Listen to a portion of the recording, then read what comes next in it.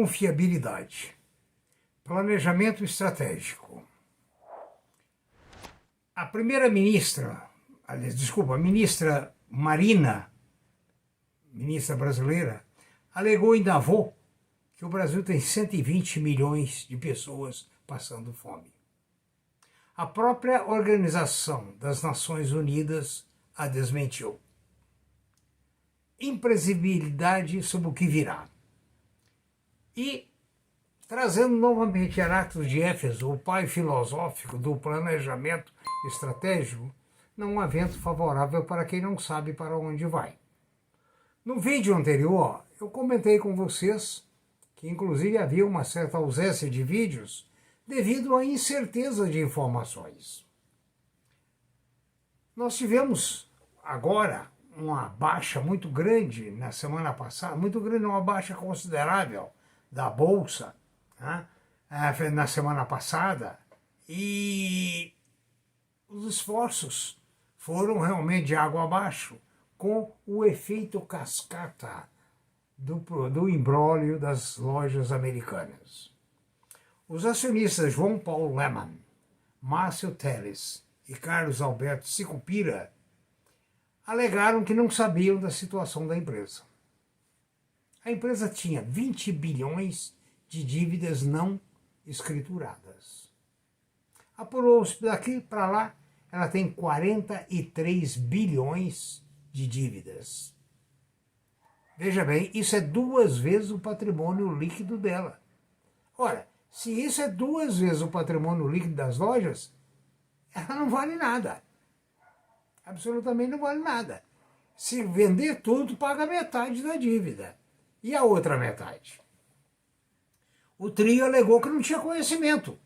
Agora, como é que nós podemos admitir que uma empresa que passa pela CVM, passa por analistas, passa por comitês de análise de resultado, passa por auditoria, tem ouvidoria, ignora a presença de 20 bilhões de dívida que não estavam escrituradas? Portanto, 20 mais 23 forma a inadimplência total das lojas americanas. E os efeitos colaterais são muito grandes. Vamos traçar alguns? Imagine a alma desses empregados, desses funcionários, alguns deles dedicando anos, vem a empresa nessa situação moral.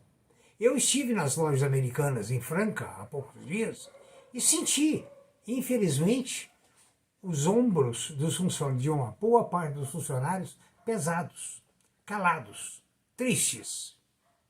Irresponsabilidade de alguns ou de muitos. Não sei. Veja bem, o Nubank assustou seus clientes ao informar que, com o rombo das americanas, com o problema das debentures, das ações, a renda fixa do Nubank foi altamente prejudicada. Ou seja, vamos analisar, as ações valiam há 10 dias, mais ou menos, 12 mil reais por um lote de 1.000. Hoje está valendo 800 reais, 700 reais, 600 reais um lote de 1.000. Então aquela garantia que valia 12, agora vale 600 reais. Desvalorizou, digamos, hipoteticamente, 11.400 reais. Então veja bem, o Nubank é um dos efeitos. Né? Os investidores estão perdendo dinheiro demais. Os fundos de pensão, os bancos que aplicaram, emprestaram e confiaram. Né? Então, resultado, como é que pode um rombo bilionário desse ocorrer numa empresa de capital aberto como lojas americanas? Veja bem, nos Estados Unidos esse trio famoso já teve problema com a American Security, SESC, com a Bolsa Americana. Então não é a primeira vez que eles têm problema com a Bolsa, não. Tanto é que os eletricitários pediram que eles sejam retirados como acionistas da Eletrobras, de vez que eles não têm mais confiabilidade, há medo de que eles contagiem. Agora, são donos também da Ambev, Não vamos esquecer isso. Né? E outras empresas no mundo. Mas, com os antecedentes dos Estados Unidos e os antecedentes no Brasil, perderam a credibilidade. Agora, é triste ver que não há elemento de defesa contínua para analisar o declínio lento ou rápido, deve ser lento, aliás, desse patrimônio. Quer dizer, todos os meios que nós temos não são suficientes, não foram e não são suficientes para que a gente tenha alguma segurança. Né? Agora, veja bem, imagine um fornecedor de chocolate. As lojas americanas é o maior consumidor e vendedor de ovos da Páscoa do país. Veja bem, o que acontece? Esse pessoal não vai receber, se tiver crédito, e não vai vender, porque não tem condições, já sabe que não vão receber. Eu me lembrei até aqui, vendo aqui uma frase interessante de escocês. Quando alguém morre, alguns choram e outros vendem lenços. Quando alguém morre, alguns choram e outros vendem lenços. Então veja bem, nesse caso, eu não vejo ninguém vendendo lenço, não. Nesse caso, a situação é fatídica, totalmente fatídica. Veja bem, pessoal que tem debêntures.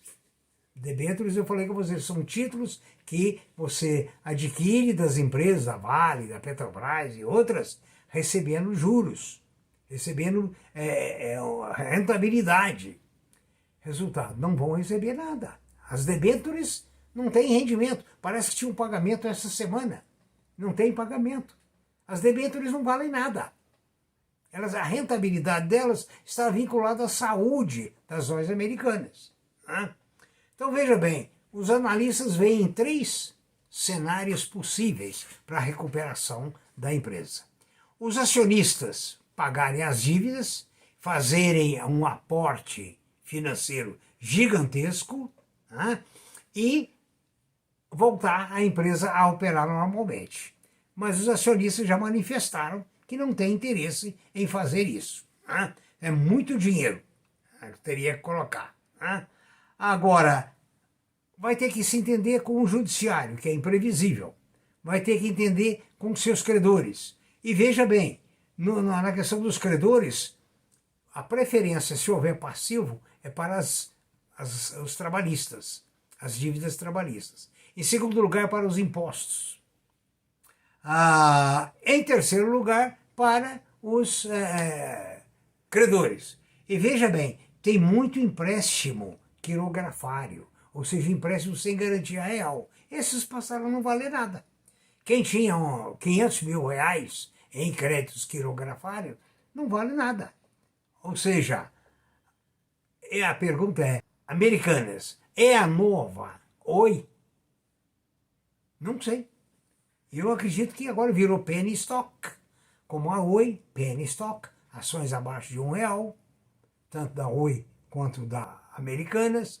Né? A Oi fez uma juntada aí, eu não sei como é que está no momento a cotação delas, porque eu realmente não acompanho, porque eu não vejo futuro absolutamente na Oi.